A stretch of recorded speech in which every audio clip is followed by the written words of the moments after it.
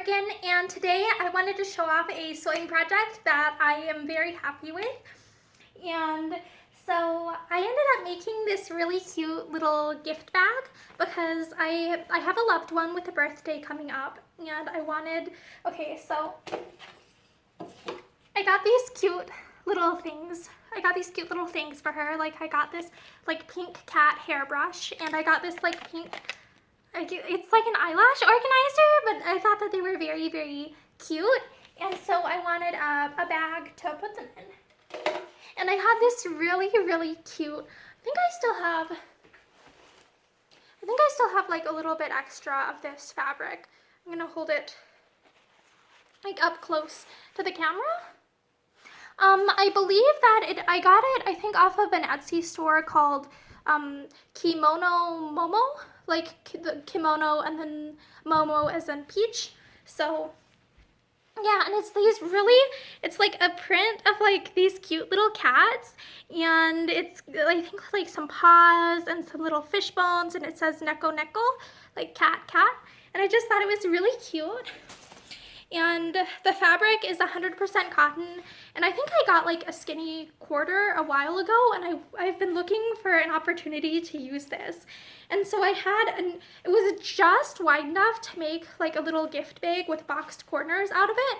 So the boxed corners are like the things that holds it, like gives it more shape and allows things that are more it gives it more like three-dimensionality.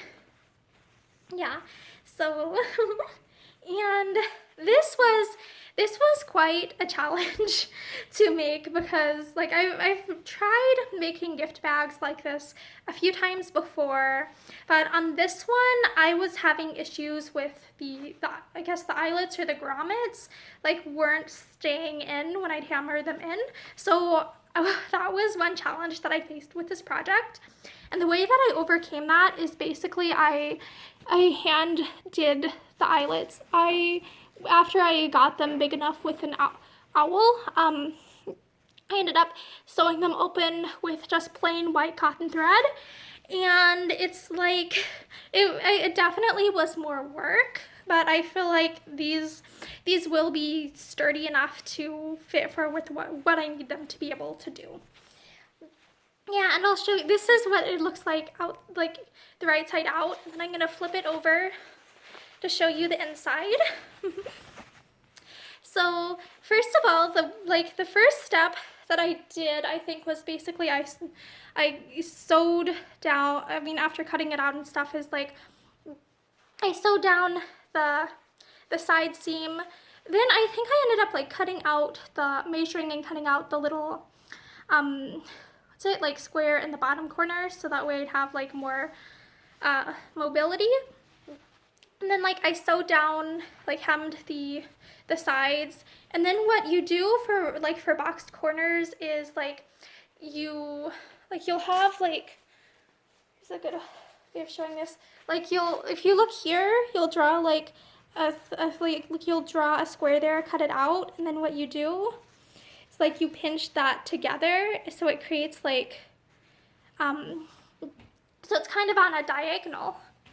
And so that basically that's what creates the three-dimensionality of this. And the way that I ended up finishing those corners is I had some, I guess you'd call it cotton tape or cotton ribbon, and ironed/pressed that, and then like attached it to where I wanted it to be, and then I like did really, really tiny, like tiny whip stitches here because I was certain that would, I just didn't think I'd be able to get it to lie like exactly how I wanted it to if I machine sewed that, so I ended up going to the extra work of hand finishing that. But it was really important to me to actually finish like all the inside edges because I want it to like last and be usable and machine washable. And so if I want like fabric stuff to not fall apart in the wash, like it really needs to have finished edges.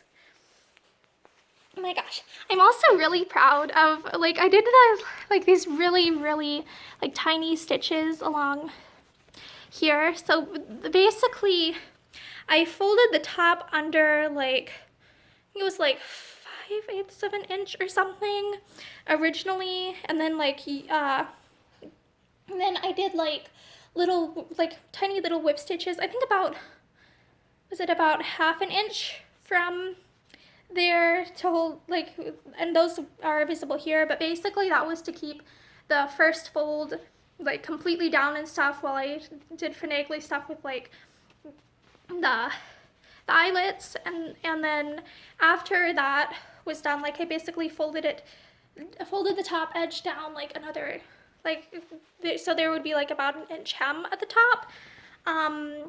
Yeah, I don't exactly remember how I did math and stuff to do this. It was kind of just playing this by ear, like figuring it out as I went along. And then to make it just look really, like to give it this really delicate look to go with the really tiny little details on the fabric, I ended up doing like a tiny little whip stitch all the way around the bottom of that top hem. So that way on the outside you don't really see like a visible hem here, you just see like tiny little white dots, and I was like, that'll be a way to give this some interest.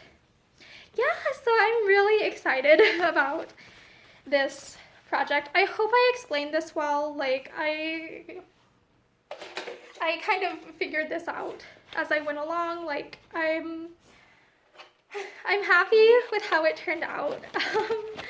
Yeah, oh, I need to rearrange this because this little thing is at the bottom here. And you also, I think I'm gonna have you go like this. And then I'm gonna tighten this into like little tie.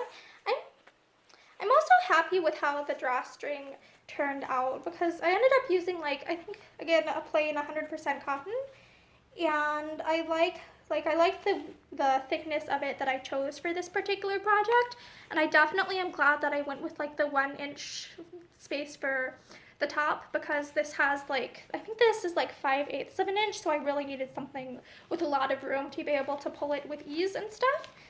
Yeah, so this is how it turned out. I think for the gift tag, I'm gonna like attach something to the tie, like tie it on, so that way it will be like removable. And I'm really happy with this because I also feel like this is something that could be reused maybe for storage. Like I like the idea of like gift packaging that can be used more than once, so I'm really, really happy with how this project turned out. And I hope that you have a great day. Bye!